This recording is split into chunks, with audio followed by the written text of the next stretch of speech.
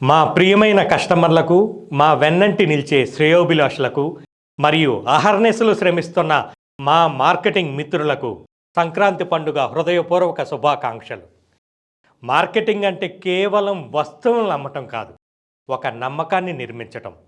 ఈ సంక్రాంతి కొత్త ఉషస్సు మన లక్ష్యాలను చేరే దిశగా సరికొత్త ఊపిరి పోయాలి. గతేడాది మనం సాధించిన విజయాలు ఒక ఎత్తైతే, ఈ సంవత్సరం మన ముందున్న లక్ష్యాలు మరో ఎత్తు.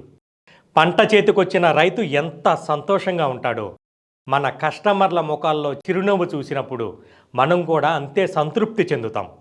ఈ సంక్రాంతి నుంచి మన మార్కెటింగ్ టీం నూతన ఆలోచనలతో దూసుకుపోవాలి.